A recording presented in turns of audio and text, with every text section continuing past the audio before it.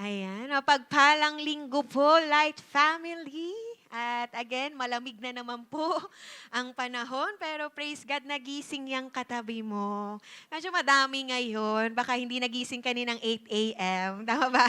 Kaya ngayon nandito ngayong 10:30. Well, anyways po, sabi mo nga sa katabi mo, kung yan ay babae, ang ganda mo naman. Kung yan naman ay lalaki, ang guwapo mo naman. Ayan. So, ano pong mga expression nila nung sinabihan mong maganda? Nung sinabihan mong guwapo? Nag-thank you po ba? Ano pong reaction nila? Now, tama po ba kapag po may mga nagko-compliment or mga or pinupuri tayo, ganyan, sino dito nahihiya siya? Di ba? Kunyari, sinabihan ka, ang ganda mo, ang gwapo mo. Sino dito sasabihin mo, uy, hindi naman. Tama ba? Sinong ganon? May ganon bang sumagot? Uy, hindi naman. Or yung iba, nag-thank you sila. Now, alam nyo po, alam ko na sa bawat isa po sa atin dito ay naranasan na pong mahiya. Sabi mo nga sa katabi mo, hiya. Okay? Di ba? Just like for example, yan, yung gwapo at saka maganda. Di ba? Nahihiya tayo pag sinasabihan tayo niyan, pero kapag nasa harapan naman ng salamin, yung katabi mo talaga namang GGSS. Ano yun? Gandang-ganda or gwapong-gwapo sa sarili. Well, totoo namang maganda at saka gwapo yung katabi mo. Amen. Sabi mo nga ulit sa kanya, ang ganda mo, ang gwapo mo. Ayan, praise the Lord. So, again, lahat po tayo naranasan na nating mahiya. Okay? Yun bang kapag po may bumisita or kapag ikaw ay bibisita, 'di ba, sa bahay ng kaibigan mo, tapos inalok ka or sinabihan kang, "Kumain ka na ba?" 'Di ba? Ano yung madalas nating sinasagot? Oo, kumain na ako, 'di ba? Pero sa totoo lang, kumakalam na yung tiyan mo at gutom ka na talaga. Amen. Tama ba? O kaya naman yung inaalok ka din ng pagkain. Uy, gusto mo? 'Di ba? Dahil ikaw nahihiya ka, sasabihin mo, hindi, okay lang. Pero sa isip-isip mo, sana ulitin niya akong tanungin. Sana pilitin niya ako. Tama ba? O kaya naman yung kapag pinagsalita ka sa harapan ng maraming tao, parang ganyan, di ba nag-walling na yung katabi mo. Tapos sasabihin niya, ba't ako, ba't ako, ba't ako? Tama ba? So sabihin mo nga ulit sa katabi mo, mahiyain ka ba? Okay. Now, may kinalaman po dyan ang pag-uusapan po natin ngayon. So, for our last topic or last part po or culmination part po natin ng series nating Identified. So, buksan po natin ang ating mga Bible sa Luke 9 verse 26 at sabay-sabay po natin itong babasahin. Sige po, tayo po tayong lahat. So sa NIV po muna, tapos mamaya sa Pinoy version. So 1, 2, 3, go. Whoever is ashamed of me and my words, the Son of Man will be ashamed of them when He comes in His glory and in the glory of the Father and of the holy angels. So sa Pinoy version po, kung kinakahiya nyo ako at ang mga teachings ko, ikakahiya din kayo ng Son of Man pagdating niya ng may kadakilaan, kasama ang kadakilaan ng Ama at ng mga banal na angels. Amen? Ang Diyos mapagpala sa kanyang salita. Let's all pray. Let's close our eyes. Hallelujah. Thank you, Jesus. Salamat, Panginoon, for your presence, O God, na pinaparanas mo sa amin. For your love, O God. Thank you, Lord, sa kabutihan mo po sa buhay po ng bawat isa. At ngayon palang damang-dama na namin, Panginoon, ang presensya mo, ang pagkilos mo, Panginoon. And we believe, Lord, that through your word, mararanasan pa namin ang kapangyarihan ng salita mo. Lord, we're very willing na magpaayos pa, magpa-transform pa, Panginoon, sa mga maririnig naming salita mo. Hindi lang namin tatanggapin, Panginoon, yung mga, in a way, magaganda sa aming pandinig. Pero Lord, even correction, even yung disiplina, even the rebuke, oh God, we're willing na i-receive ito, Panginoon, sa umagang ito. Lord, we are humbling ourselves before you. At wala po kami ibang itinataas, kundi kundi ikaw lamang. Lord, we're claiming victory, Panginoon, sa aming pong Sunday service na ito. At patuloy mo lamang po akong gamitin as your mouthpiece sa iyong mga anak. We are claiming, Lord God, for wisdom and understanding upang mas maintindihan pa namin ang mga salita mo. Thank you, Lord. Have your way. Ito pong aming samot dalangin sa pangalan ni Jesus. Amen and amen. Sige po, makakaupo na po tayong lahat. Okay, so ito pong binasa natin from Luke 9:26 is actually kadugtong po siya ng pinag-aaralan po natin sa series nating Identified. So, I believe po nakita na po natin in a way kahit paano, 'di ba? Nagkaroon na tayo ng background pagdating dito sa Luke chapter 9. So, ito po ay isang bahagi, yung verse na binasa po natin kanina ay bahagi po ng isang mahalagang teaching ng ating Panginoong Jesus tungkol po sa genuine discipleship at the same time, yung tunay na halaga po ng pagsunod po natin sa Kanya. Na which is, again, ito nga po yung pinag-aaralan natin sa buong series po natin na Identified. So nakita po natin, okay, yung connection po ng identity ni Jesus and at the same time, yung identity po natin bilang mga followers ni Christ. Tama po ba? Na kung si Jesus po ay ang sinusundan natin, then ang buhay po natin ay dapat nagpapakita ng pagsunod, okay, at pamumuhay din sa ating Panginoong Jesus. At dito po sa binasa natin na verse 26, nagpapakita po ito actually ng mabigat na katotohanan at ito din po ay nagsisilbing warning. Can you say warning? Kanino po? Sa lahat ng mga nagsasabi na sumusunod sila sa Panginoon. Now, bakit po? Kasi po maraming pwedeng magsabing kay Jesus ako, okay, or kay Jesus sila. Maraming pwedeng magsabing Kristiyano ako, follower ako ni Jesus, at maaring tinatawag din nilang ang Jesus or ang Panginoong Jesus na Panginoon. But the question is our life showing it? Nakikita po ba sa buhay natin kung kanino ba talaga tayo kabilang? Okay? Or kung kanino ba talaga tayo belong? Kasi when we truly belong to someone, identified po tayo sa person na yon. Ano pong ibig kong sabihin dito? Like for example po, kung ikaw ay identified sa pamilya mo, may makikita na resemblance sa inyo. Tama ba? May pagkakahawig kayo. Like for example, pag tinignan yung mukha nyo, yung physical appearance nyo, ay alam ka agad na nanay mo yan, tatay mo yan. Bakit? Magkamukha. Tama ba? Pwede din naman pagdating sa habits or sa expressions. Di ba? Nakikita ka agad natin because of the resemblance. Magkahawig. Sabihin nyo nga po, magkahawig. Kumbaga po, malalaman ng tao na bilong or parte ka talaga ng pamilya na yon because sa resemblance or yung pagkakahawig. Now, ganun din po, okay, sa mga tunay na disciple at mga followers ng Panginoong Jesus. Dapat meron pong makikitang malinaw na evidence na tayo po talaga ay kay Jesus Christ. Amen? And that brings us to our title ngayong umagang ito, and that is Identified with Jesus. Amen? So ngayon po, pag-usapan natin, how do we live as people who are identified with Jesus? Paano po ba tayo mamumuhay bilang mga taong kinikilala at kabilang kay Jesus Christ? So unang-una, those identified with Jesus openly stand with Him. Ang mga tao po na kay Jesus ay hayag na naninindigan para sa Kanya. Again, balikan po natin yung verse. Ang sabi po doon, Luke 9:26, whoever is ashamed of me. Sa Tagalog, kung kinakahiya nyo ako. O doon muna tayo sa ako or doon sa me. Now, ang pagsunod po kay Jesus ay hindi lamang po tungkol sa pagkakaroon ng paniniwala tungkol sa Kanya. Okay? Pero ang pagsunod din po natin sa Kanya ay tungkol din sa pagiging willing na makita at maiugnay ka kay Jesus. Are you here? To be identified with Jesus. Now, yung salita pong kinakahiya or ashamed dyan, in Greek, it means to feel shame for something or someone to be embarrassed, to be disinclined to associate with someone. So pagkaranas ng kahihiyan na makilala or maiugnay ka sa isang tao or isang bagay. So hindi lang siya basta emotion lang.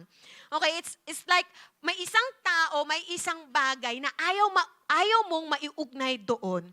Okay, kasi nahihiya. Kaya ka nahihiya. Nagigets natin? Nahihiya kang ma-associate sa bagay or sa tao na yun. Yun yung ibig sabihin ng ashamed dito. But alam nyo ba, it also denotes reluctance through fear of humiliation. Takot na mapahiya, takot na ma-embarrass, that prevents one from doing something.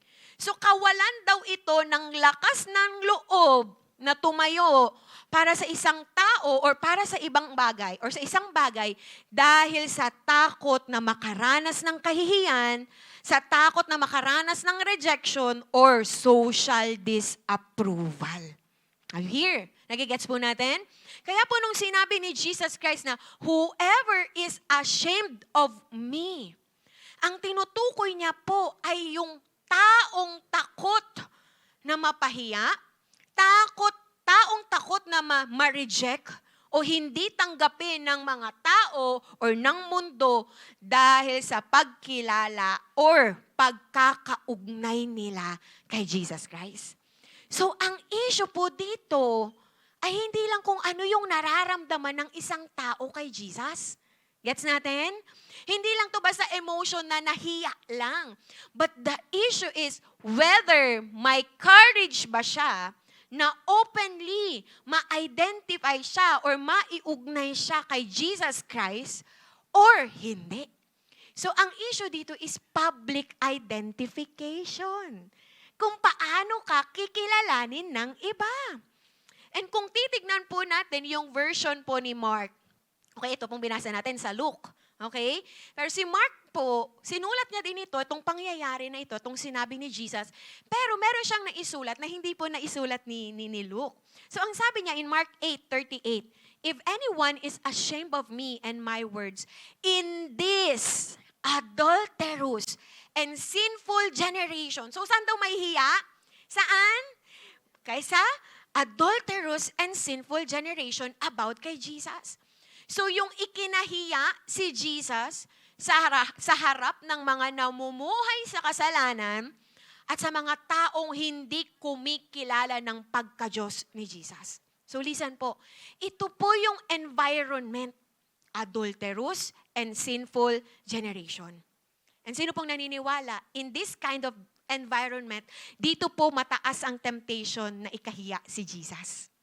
Tama ba? Kasi di ba tayo hayagan tayo kapag mga Kristiyano, yung kasama natin, talagang grabe ka makapagtaas ng kamay. Di ba? Grabe mong sinasabi na Jesus, di ba? I love Jesus. Di ba? I belong to Jesus. Pero kapag yung mga tao na nakasama natin ay mga hindi nakakilala kay Lord, sino dito? Di ba? Minsan na tumitiklop na tayo, nahihiya na tayo na i-share. Di ba? Ang Panginoong Jesus or sabihin yung pagkaugnayan natin or association natin with Jesus Christ. Amen. Are you here? Okay? Dahil kapag po ang isang tao ay openly tinayuan niya in public ang pagkakaugnay niya kay Jesus, this means war. Hindi po? This means kailangan niyang tumayo laban sa mga values at lifestyle ng mga tao sa kanyang paligid. Kailangan niyang tumayo laban sa lifestyle ng mundo. Amen. So yung pagkahiya po dito kay Jesus is kapag mas pinili ng isang tao ang approval ng mundo kaysa ang ma-identify na siya ay kay Jesus. Kapag mas mahalaga na sa kanya ang tanggapin siya ng mga tao kaysa ang makilala siyang kabilang siya kay Kristo. At kapag mas natatakot siya sa rejection ng mundo kaysa sa possibility na hindi siya tanggapin ng mundo dahil kay Jesus. Amen. Na kung ang mundo po ay papunta sa isang direksyon, tapos ikaw na sumusunod kay Jesus, papunta ng ibang direksyon, kailangan nating pumili. Makikisabay ka ba sa agos ng mundo? Makikisabay ka ba sa ginagawa ng mundo? Or maninindigan ka sa Panginoong Hesus? Maninindigan ka sa paniniwala mo kay Jesus Christ. Dahil ang pagiging identified po natin kay Jesus, it means kailangan mong tanggapin na hindi ka makikisabay sa ginagawa ng mundo. Amen. Hindi po dahil feeling natin, mas righteous tayo kaysa sa kanila. Hindi po dahil mas mabuti tayo kaysa sa kanila, or hindi po ibig sabihin nito, judgmental tayo sa kanila. Pero dahil may mga values, may mga lifestyle na hindi po talaga compatible sa kung ano yung tinatayuan natin kay Jesus. Amen. Kaya wag natin pilitin na, alam mo yun, pag-partnerin, di ba? Wag natin pilitin na maging compatible ang mundo kay Jesus kasi hindi po talaga. Sabi mo sa katabi mo, hindi. That is why ang tunay na follower po ni Jesus ay kailangan magkaroon ng tapang na panindigan, okay, na kahit hindi siya tanggapin ng lahat, hindi niya ikakahiya si Jesus. Amen? Because sometimes, being identified with Jesus means being willing to be different from the generation around you. Handa po ba kayo dito? Maging iba sa mga taong nakakasalamuha natin just because you want to stand with Jesus Christ. Amen? Pwede bang palakpakan po natin ang Panginoong Jesus? So, ang tanong po dito is, anong mas mahalaga sa atin? Ang approval ba ng tao? Ang acceptance ba ng mundo? O yung identity natin kay Jesus? Dahil maaari po dumating talaga sa panahon na kailangan mong pumili. To fit in or to stand with Jesus. To fit in sa mundo or to stand with Jesus. To be accepted by people or to be identified with Christ. Kailangan po clear sa atin. Okay, kung kanino talaga tayo. Amen?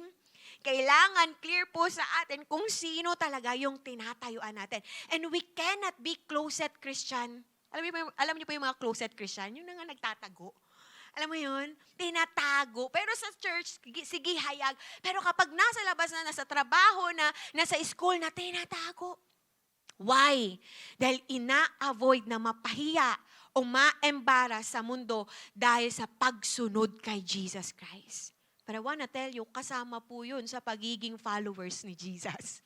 Amen? So decide na publicly ma-identify ka na kay Jesus ka talaga. Amen? Palakpakan po natin si Lord.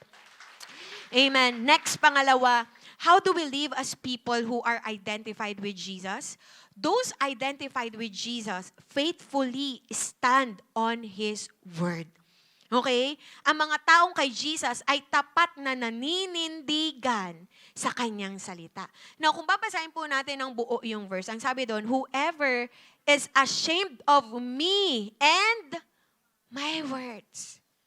So, hindi lang kay Jesus, hindi lang, alam mo yun, yung person ni Jesus.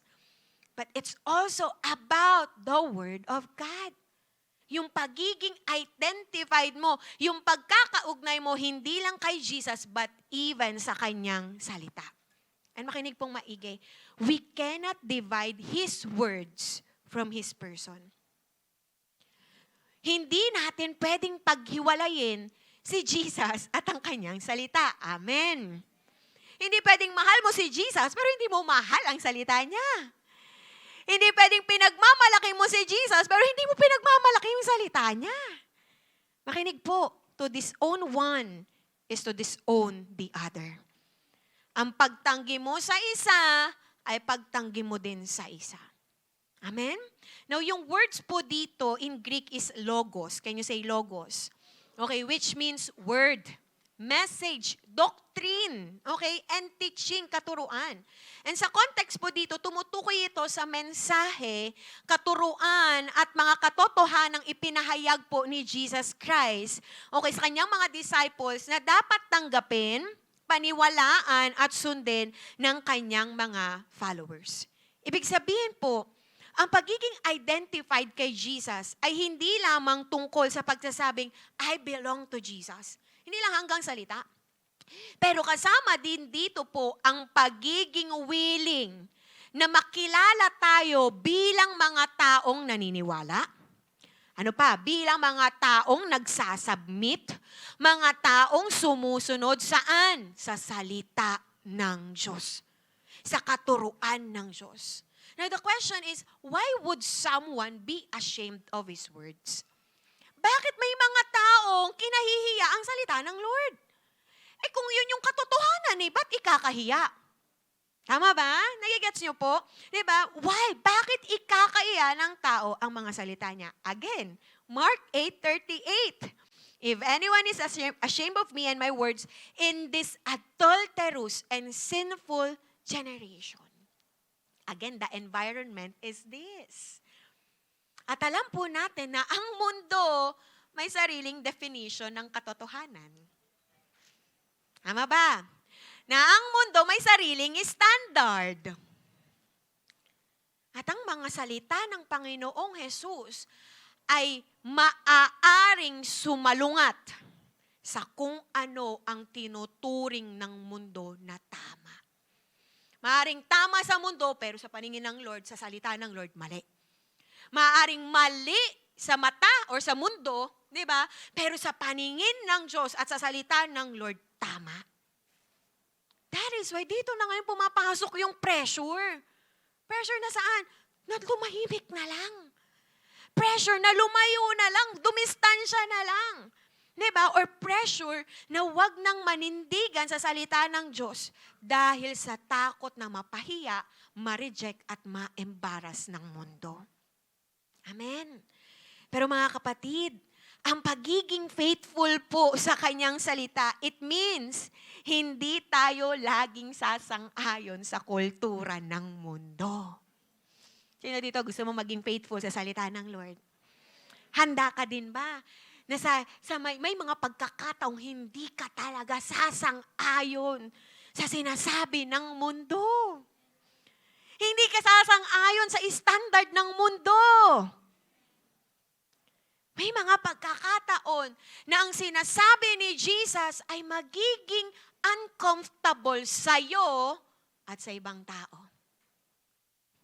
May mga pagkakataon na ang katotohanan ng Bible ay hindi magiging popular. At tayo gusto natin dapat popular. Di ba kung saan tayo sisikat? Sorry.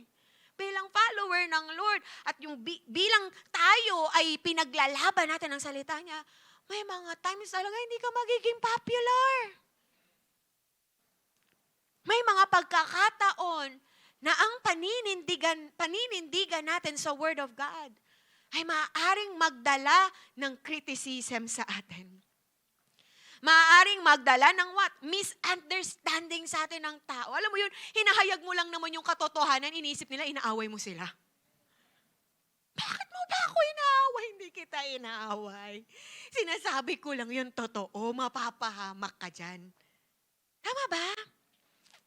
At minsan pa, alam nyo ba, ang temptation na itanggi ang salita ng Lord ay hindi mo namamalayan.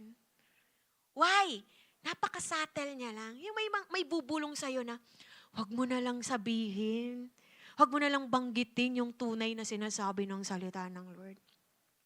Yung may bubulong sa'yo na, keep your faith private. Sa'yo na lang yan. Kasi pag nilabas mo yan, pag inayag mo yan, ako, lagot ka, re-reject ka nila. May bubulong sa'yo na, huwag ka na lang masyadong biblical. Yesan mo na lang yung sasabihin nila. Are you here? Yung mga ganong bulong, tapos ikaw, oy. Di ba yung napapa-oo nga ka? Oy, oo nga. And that is where Luke 9:26 becomes very serious. Tanungin niyo ako bakit? Dahil kapag paulit-ulit nating pinipiling manahimik, dahil natatakot tayo sa rejection, unti-unti nating tinatago ang bahagi ng ating identity na dapat sana ay malinaw na nakikita ng mga tao. Wala na, natago mo na. Nasanay ka nang nakatago yon. Pero maliwanag ang sinabi ng Panginoong Yesus that being identified with Him means being willing to be associated not only with His name, but also with His words. Tanong ko po, handa ka pa din po bang ma-associate sa salita ng Lord kahit na yun yung ayaw ng mundo? Handa ka pa din ba na ma-associate sa salita ng Lord kahit na yun yung binabash ng mundo ngayon? Kahit na yan yung kinaiinisan ng tao? Handa ka pa rin bang maiugnay ang sarili mo sa salita ng Lord kahit yan yung magiging dahilan para awayin ka ng tao? Mga kapatid, madaling sabing I am a Christian. Pero are you willing to stand for what Christ has said? Kaya mo bang panindigan? Handa ka bang panindigan ang sinabi, ang tinuro ng Panginoong Yesus? Kasi I wanna tell you, may mga taong proud Christian. Proud Christian sila. Oh, I'm a Christian. Pero nahihiya sa mga katotohanang tinuturo ni Jesus. Proud sila sa pangalan ni Jesus, pero ayaw nilang ma-associate sa katotohanan ni Kristo. Proud Christian, pero ayaw ng purity. Ayaw ng usapang purity. Proud Christian, pero ayaw ng usapang impyerno. Ayaw ng usapang kabanalan. Are you here? Amen. Nahihiya na ipaglaban ang katotohanan at kahit pa natatangay na ang pamilya niya, ang mga kaibigan niya sa mali, hindi pa rin nagsasalita. Nananahimik pa rin. Pero mga kapatid, hindi tayo tinawag ni Jesus para magkaroon lamang ng Christian label. Tama ba?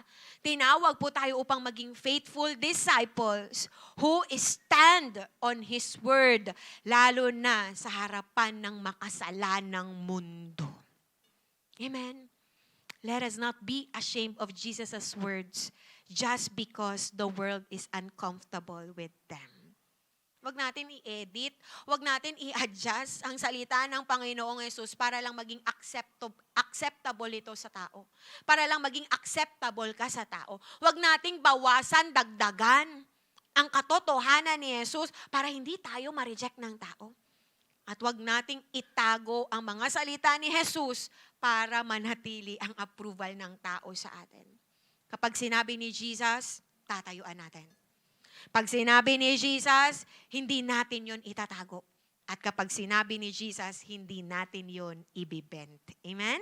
Pwede bang palakpakan po natin ang Panginoon? And lastly, number 3, how do we live as people who are identified with Jesus? Those identified with Jesus expectantly wait for His return. Ang mga taong kay Jesus ay may pananabik na naghihintay sa kanyang pagbabalik. So buuin natin, Luke 9:26. Whoever is ashamed of me and my words, the Son of Man will be ashamed of them when He comes in His glory and in the glory of the Father and of the holy angels. Kung kinakahiya niyo ako at ang mga teachings ko, ikakahiya din kayo ng Son of Man. Pagdating niya ng may kadakilaan, kasama ang kadakilaan ng Ama at ng mga banal na angels. So sa first part ng verse po na ito, nakita natin yung dalawang mahalagang evidence, okay, ng pagiging identified kay Jesus. Pero hindi natapos doon. Yung sinabi ni Jesus, may isang mahalagang phrase na sinabi si Jesus. Ano yun? When He comes. Pag siya ay dumating. At yung come po dyan, yung pagdating po dyan, in context po, ay tumutukoy sa future coming ni Jesus. Sa second coming po ng Panginoong Jesus, na kung saan babalik po siya, hindi na bilang Savior, pero babalik siya bilang Hari at bilang Judge. Tagapaghatol. At ang pagpapakilala po ng Panginoong Hesus sa kanyang sarili is Son of Man. Now, ang title po na Son of Man ay hindi lang po tumutukoy sa pagiging tao ng Panginoong Hesus. Pero po, pinapakita po ng Son of Man dito ang kanyang messianic at eschatological identity. Ano pong ibig sabihin nito?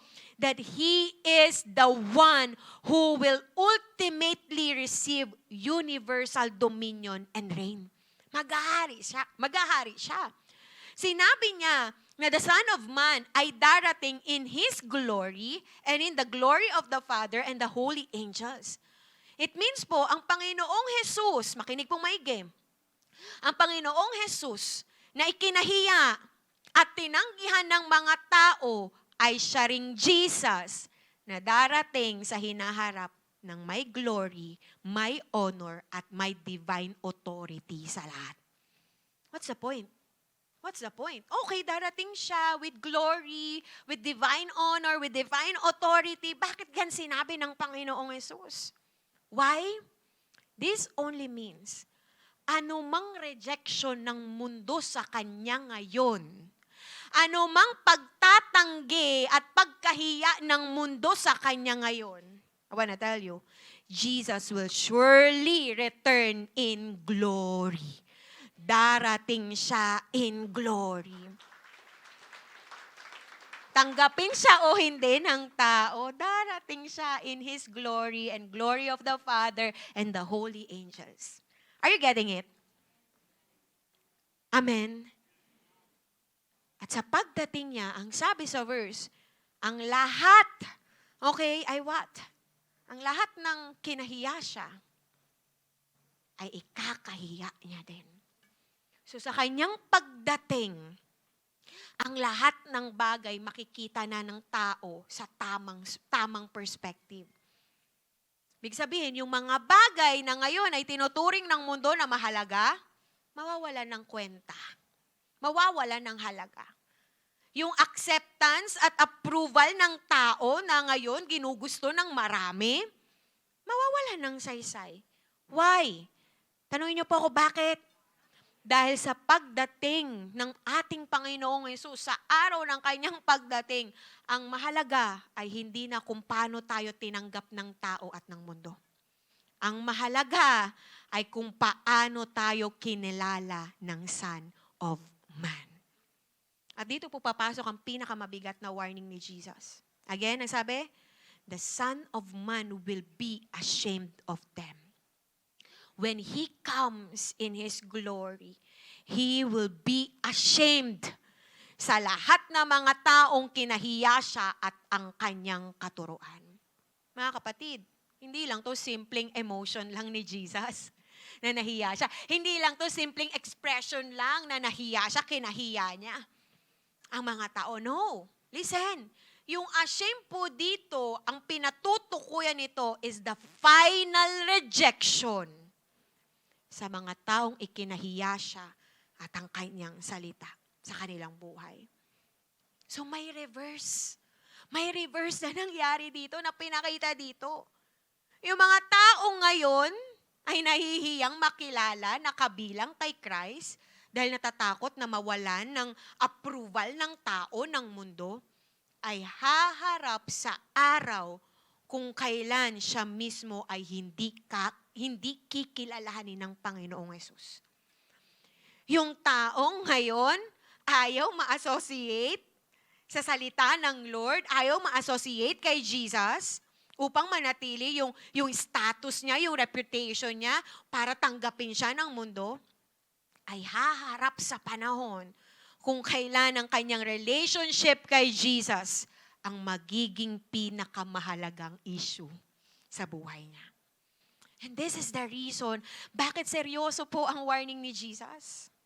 Ang response po natin ngayon sa Kanya ay may eternal na consequence. Amen. Ang ating desisyon tungkol sa Kanya ngayon ay may connection sa ating standing before Him in the future. Kaya hindi lang po ito patungkol sa present identity natin. Pero this is what about sa final destiny natin. Amen? Nagigets po natin?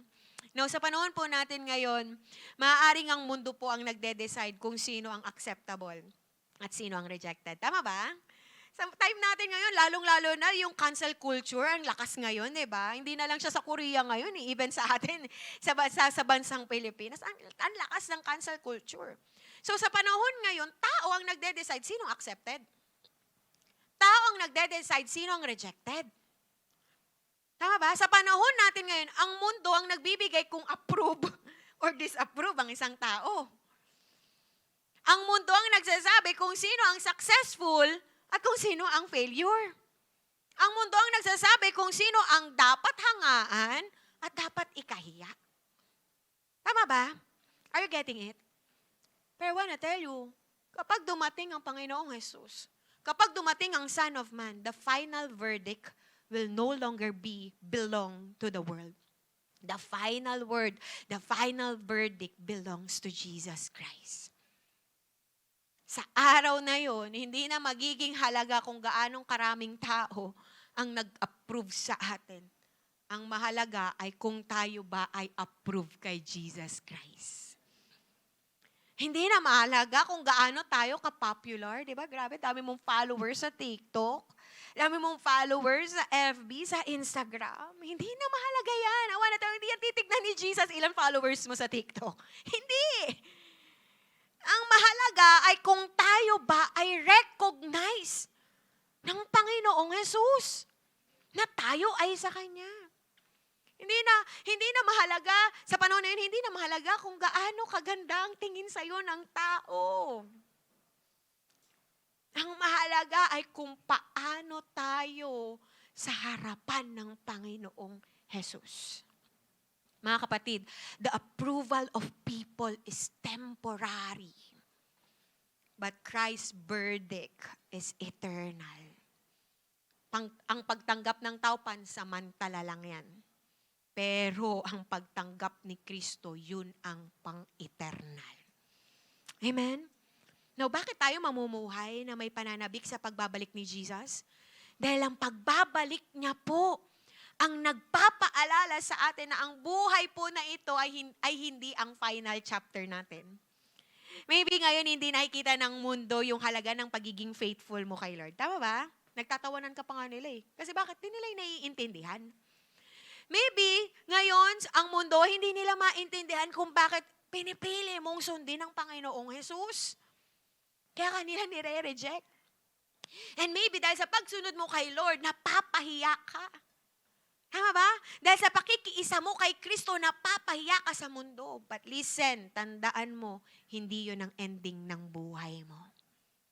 There is a coming day when Jesus will return in glory at kikilalanin niya ang mga taong tunay na nanindigan sa Kanya at sa Kanyang salita. Sabihin mo nga sa katabi mo, sana ikaw yon. Amen. Palakpakan po natin ang Panginoon. Amen. So again, ano po yung tatlo? How do we live as people who are identified with Jesus? Una, those identified with Jesus openly stand with Him. Di mo kinakaya ang Panginoong Jesus. Pangalawa, those identified with Jesus faithfully stand on His word. Di mo binabaluktot ang salita ng Lord. Di mo binabawasan, dinadagdagan just to be accepted with people. And pangatlo, those identified with Jesus expectantly wait for His return. You know, darating ang Panginoong Jesus. You know, haharap ka sa Kanya. At ang bit-bit mo ay hindi yung approval ng tao. Pero kung paano ka nanindigan para sa Kanya habang nandito ka sa mundo. Light family, ang ating pagkakakilanlan kay Kristo, ang ating identity kay Kristo, ay hindi po isang secret na pwede nating itago kapag mahirap na yung sitwasyon. Lalong-lalo na in public. Ang pagiging identified po natin kay Christ is this. It is a life, buhay na hayag, matapang, at tapat nating sinasabuhay sa harapan ng makasalanan na mundo. So the pressure is not inside the church. The pressure ng pagiging identified kay Christ at sa kanyang salita is outside the church. And kung ngayon pa lang, sa loob ng church, nahihiya ka na, natatakot ka nang ma-identified na ikaw ay kay Kristo, how much more sa labas? At doon mas matindi ang persecution. At doon mas matindi ang rejection. At doon mas iba yung standard nila. And so this takes what? Courage. Kailangan ng tapang. Kung gusto mong ma-identify na kay Christ ka talaga, kailangan mo ng tapang. Mga kapatid, ang pagiging isang taong sumusunod kay Christ, hindi duwag. Pero matapang na ihahayag kay Kristo ako. Ipapakita niya sa buhay niya kay Kristo ako. Hindi pa siya nagsasalita. Nakikita na yon ng mundo sa buhay niya. At hindi siya tumitiklop. Kapag dumating na ang rejection, pag dumating na ang inaaway siya, pag dumating na yung mga persecution, hindi siya tumitiklop. For he knows, or she knows, na hindi ang approval ng tao ang mahalaga sa kanya. Hindi ang acceptance ng mundo ang mahalaga sa kanya. Pero the approval of Jesus Christ. Amen. We are identified with Jesus. Ang panalangin ko, may our lives prove it. Pakita to ng buhay natin. Our lives ang matinding evidence na kay Christ ka talaga. Amen. That is why, as an application, isa lang po. And actually, this is a reflective question sa ating lahat. If Jesus returns today, will He recognize you as His? Kung darating ba ang Panginoong Jesus ngayon, makikilala ka ba niyang sa Kanya?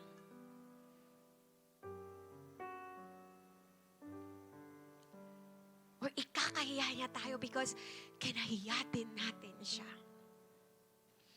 Mga kapatid, wag natin hintayin yung pagbabalik ng Panginoong Jesus bago natin ayusin yung buhay natin. Ngayon pa lang, mamuhay na tayo bilang mga tunay na sa Kanya. Tunay na kay Jesus. Kung ikaw ay tunay na kay Jesus, then tayuan mo yung pananampalataya mo sa Kanya. Kahit sa harapan ng mga tao hindi pa nakakilala sa Kanya. Actually, doon mo mas lalong ang tayuan eh. Yung pananampalataya mo sa Panginoon. Kung ikaw ay tunay na kay Jesus, manindigan ka sa Kanyang salita. Ilaban mo yung totoo. Hindi yung matitiklop tayo, magbebend tayo. Kapag may arguments na patungkol sa doktrina ng Lord, patungkol sa katotohanan ng Diyos. At kung ikaw ay talagang kay Jesus, mamuhay ka na handa sa pagbabalik ni Jesus. Na kapag ikaw ay humarap sa Kanya, you know, alam mo sa sarili mo, Lord, I did my part. I did my best. Binigay ko, Lord. Inayawan ako ng tao, pero sumunod ako sa iyo, Lord. Hindi ako inapprove ng tao dahil sa pananampalataya ko sa iyo, dahil sa pagsunod ko sa iyo. Pero Lord, I know I'm on the right path. Ginawa ko yung tama. Ginawa ko kung ano yung dapat bilang follower mo, bilang bondservant mo, bilang disciple mo. Huwag mong hayaan na ang takot sa rejection ng mundo ang magtago ng tunay mong identity kay Kristo. Nakakalungkot. Dahil sa takot nating ma-reject, mas ni-reject natin ang Panginoong Jesus. Huwag mong hayaan na ang pressure ng kultura, ng mundo, ng standard ng mundo, paniniwala ng mundo, ang magbago sa paninindigan mo sa kanyang salita. Tama ba? Papalit-palit ang standard ng mundo, magbabago yan. Magbabago ang pinaniniwalaan ng mundo, pero ikaw, nakatayo ka sa standard ng Lord. Nakatayo ka, pinaninindigan mo ang salita ng Lord. And please lang kapatid, huwag mong ipagpapalit ang eternity para sa temporary approval ng mundo. Again, approval ng mundo, temporary lang. Approval ng Diyos, yun yung pang-eternal. Kaya huwag mong ipagpapalit. Amen? Stand with Jesus now. Stand on His word now and live ready for His return. Amen? Palakpakan po natin ang Panginoon. Darating po ang araw ng bawat isa sa atin haharap sa Kanya. At sa araw na yun, ang tanong niya ay hindi, did the world accept you? Nanggap ka ba ng tao, ng mundo? The question is, did you or ikaw pa ay tunay na bilong sa akin, bilong kay Jesus? Kay Jesus ba talaga ikaw identified? Amen. And so this time, as we close our eyes, sige, pikit mo yung mata mo. I know as we evaluate our lives, nakikita natin, kung magiging honest lang tayo, nakikita natin, even me, kung paano na may mga times, kinahiya natin ang Panginoong Jesus. Kinahiya natin ang mga salita niya, ang katuroan niya. At sa mga oras na ito, this is not the preaching, itong sermon na ito, is not to condemn any one of us here, but to reflect. Gamitin mo ang salita ng Lord to evaluate your life and to reflect na kung darating ang Panginoong Jesus ngayon, makikilala ka ba? Makikilala ka ba niyang sa Kanya ka talaga? Hindi tinatanong dito kung nagsisimba ka. Hindi tinatanong dito kung Christian yung tawag mo sa sarili mo or tawag ng iba sa'yo. Hindi tinatanong dito kung ilang taon ka ng Kristiyano or kung matagal ka nang nagsisimba. Ang tanong is, kapag tumingin ba ang Panginoong Jesus sa buhay mo, makikita ba niya ang isang taong tunay na sa Kanya? Kasi maaaring pwedeng kilala natin yung pangalan ni Jesus. Tinatawag pa natin siyang Panginoon. Pero hindi siya nakikita sa buhay natin. Hindi siya nakikita sa pananalita natin. Baka sinasabi natin, I am a Christian. Or confidently, sinasabi natin, I am a Christian. Pero kapag nasa labas na tayo ng simbahan, nahihiya tayo na makilala bilang tagasunod niya. May mga bagay na maybe grabe nating ipagmalaki. Ang bagay dito sa mundo, achievements. Na grabe nating ipagmalaki. Pero pagdating sa word ni Jesus, nahihiya tayo kasi hindi ito yung popular sa mundo. Gusto nating tawagin tayong kay Kristo pero ayaw nating mamuhay sa Kanyang salita. Kaya ang tanong ngayon ay hindi lang kilala mo ba si Christ, no? The question now is, makikilala ka ba niya bilang Kanya? At kung ikaw ay tunay na identified with Jesus, then today, decide. You stand with Him. You stand on His word. And live expectantly sa muli niyang pagpapalik. Huwag mo siyang ikahiya. Huwag mong ikahiya ang salita ng Diyos. Huwag mong ikahiya yung Diyos na nagligtas ligtas sa'yo.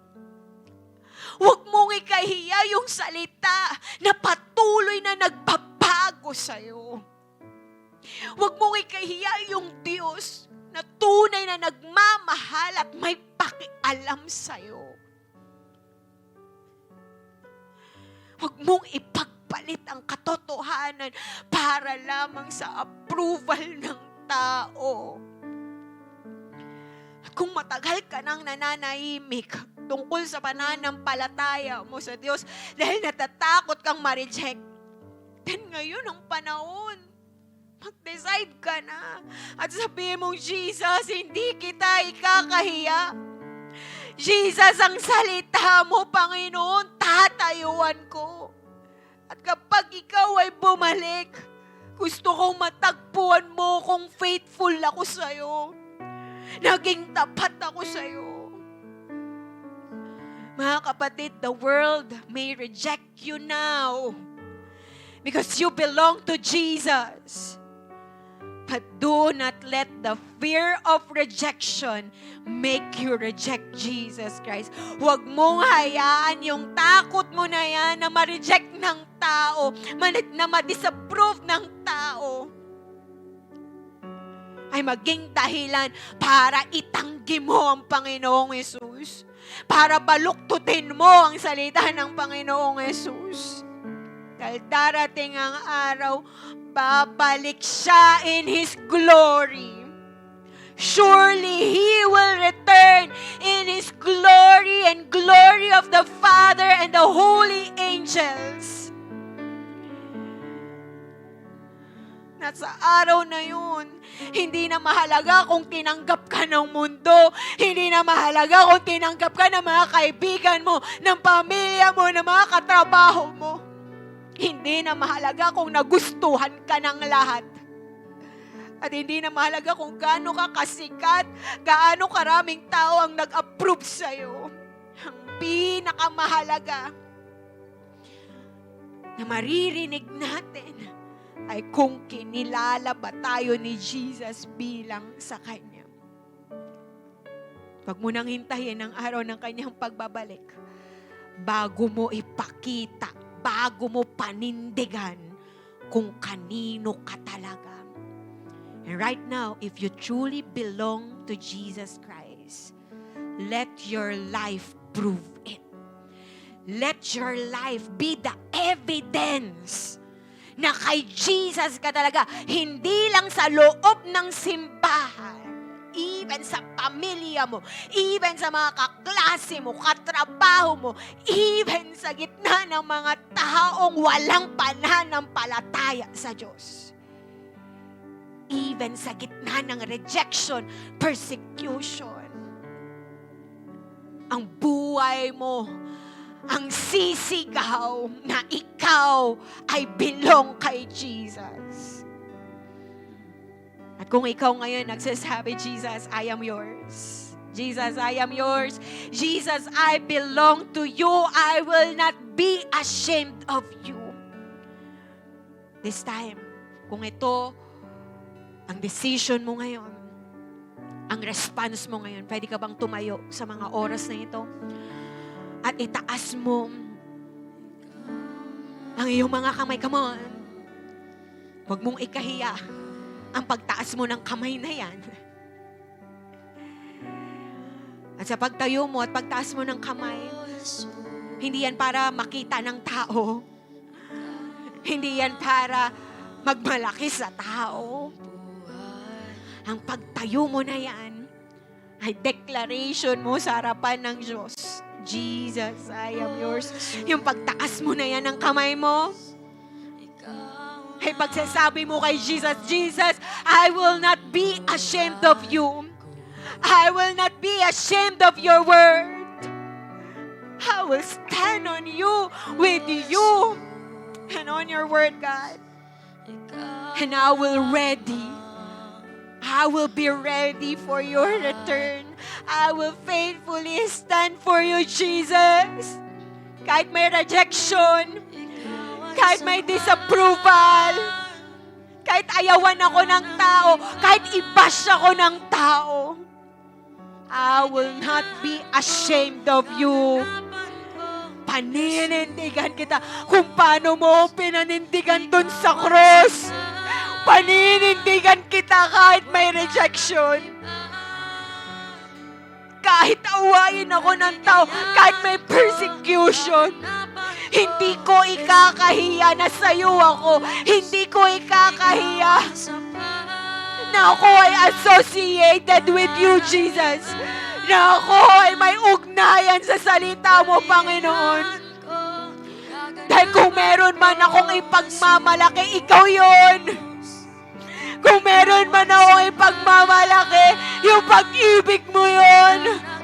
Kung meron man ako ipagmamalaki sa mundong ito, hindi yun yung position ko, hindi yun yung achievements ko, hindi yun yung title ko. Kung meron ako ipagmamalaki, ikaw yun, Jesus. Ang salita mo yun, Jesus. Come on. Surrender and commit your life to Jesus.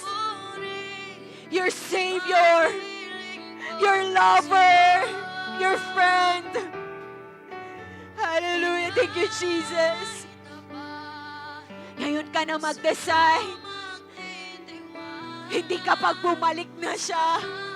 Ngayon ka na mag-decide. This is the perfect timing. You decide kanino ka ba talaga. Darating ang time. Mamimili ka. Mag-fit in sa mundo. O ang tanggapin ng Panginoong Jesus. Tanggapin ang mundo. O maging identified kay Jesus. And this is the time, kapatid, mamili ka na. Mamili ka na. Huwag kang lalabas sa lugar na to na hindi ka pa rin nagde-decide. Ilang taon na. Ang dami ng panahon na nasayang. Ngayon ang tamang panahon. Decide. Decide. Kung kay Jesus ka ba talaga. Thank you, Lord. Thank you, Jesus. Sa panahon na to, sa mga oras na to, we will pray. Maging sarili mong panalangin to. Panginoon, lumalapit kami sa iyo. Patawarin mo kami, O Diyos. Sa mga panahong kinahiya ka namin. Sa mga panahong nahiya kami na makilala bilang sa iyo. Patawarin mo kami, Lord. Kung kinahiya namin na disciple mo kami, na follower mo kami. Lord, patawarin mo kami sa mga panahong mas pinili po namin yung acceptance ng tao, yung approval ng mundo. Kaysa yung tayuan, yung relasyon namin sa iyo, yung pananampalataya namin sa iyo at yung salita mo. Forgive us, God.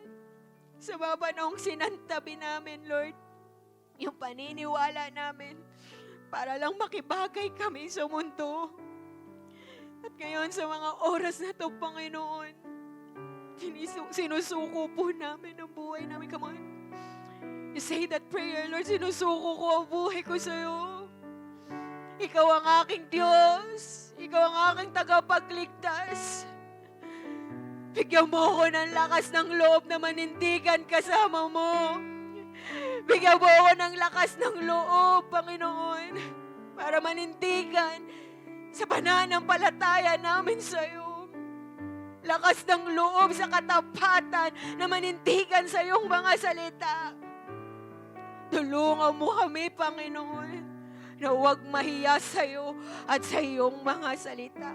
At sa araw na ikaw ay muling babalik, nawa matagpuan mo kami, Lord, na tapat at tunay na nanindigan sa iyo. Come on, declare this right now. Sabihin mo ngayon, Jesus. Come on, declare, Jesus, I am yours. Jesus, My life belongs to you. Jesus, my identity is in you. Jesus, I will live for you. Mamumuhay ako para sa'yo. Hindi kita ikakaya. Hindi ko ikakaya ang salita mo, Panginoon. Oh, nabasikiera bababa. Come on. Raise up your hands. Worship Him. Papuri sa kataas ng asan. Papuri sa aking tagapagligtas. Purihin ka, Jesus. Hari ng langit, hari ng buhay. Papuri. Papuri sa Oh, kataas ng Diyos. asan. Pinupuri ka. Sa aking Sinasamba ka namin, Panginoon. purihin Ang buhay namin ay sa'yo. hari ng langit. Oh, minsan pa, papuri. Sa Yes, Lord. kataasan. Lord, you deserve it. Sa aking tagapagligtas. Purihin ka, Jesus. Hari ng langit, hari ng papuri sa iyo lamang. Ang buhay ko'y sa iyo. Lahat ng papuri sa iyo lamang. Ang buhay ko'y sa iyo. Raise up your both hands Lahat ng papuri and sa sing to iyo your God. lamang. Ang Worship your Lord and Savior. sa'yo. Lahat ng papuri sa'yo lamang. Ang buhay ko'y sa'yo. Papuri sa kataas-taasan. Papuri sa aking tagapagligtas. Purihin ka, Jesus. Hari ng langit, hari ng buhay ko. Papuri sa kataas-taasan. Papuri sa aking tagapagligtas. Purihin ka, Jesus. Hari ng langit, hari ng buhay ko. Papuri sa kataas-taasan. Papuri sa aking tagapagligtas. Purihin ka, Jesus. Hari ng langit, hari ng Come on, minsan pa, papuri. Papuri sa kataas-taasan. Receive it, God. Puri sa aking Thank you, Jesus. tagapagligtas. Purihin ka, Jesus. Hari ng langit, hari ng buhay ko. Thank you, Jesus. Salamat, Panginoon. Truly, God, na ang buhay namin, Panginoon, ay walang kwenta kung wala ka. Walang saysay, Panginoon, kung walang salita mo, O Diyos. Kung walang presensya mo, O Diyos. Kaya sino kami, Panginoon, para ikahiya ka, para ikahiya ang salita mo. Lord, ito ang panahon. Ito ang tamang panahon para maging matapang kami na ihayag ka sa mga tao, lalong-lalo na sa mga taong walang pananampalataya sa iyo. Ihayag ang salita mo, Panginoon. Lord, matapang namin ipapakita sa mundong ito that kami ay identified with you, na kami ay para sa iyo. na kami ay belong sa iyo, Panginoon. At hindi lang to hanggang salita lamang, pero ang ebidensya, Lord God, ay ang buhay mismo namin. Kung paano kaming namumuhay ng tapat sa iyo, kung paano kaming nagsasubmit sa authority mo, at kung paano kami sumusunod sa salita mo, Panginoon. Ang buhay namin na matinding ebidensya kung kanino talaga kami. And we are for you. We are yours, oh God. Lord, tulungan mo kami na maging handa hanggang sa muli mong pagbabalik, Panginoon. Maabutan mo kami ng mga faithful na mga servants mo. At sasabihin mo sa amin, well done, good and faithful servant. Hindi mahalaga yung approval ng tao at ng mundo. Pero yung ikaw, yung kung paano mo kami i-recognize, Lord God, sa panahon na haharap kami sa iyo. Salamat, Panginoon. Come on, thank the Lord right now. Thank you, Jesus. You deserve all the praises and worship, oh God. Adoration, thanksgiving, Panginoon. Mabuti ka. Mabuti ka, Jesus. Mabuti ka, Jesus. Salamat, Panginoon. We honor you, we worship you. And this we pray and ask in Jesus' mighty name. Amen. Amen. Come on, best cup offering.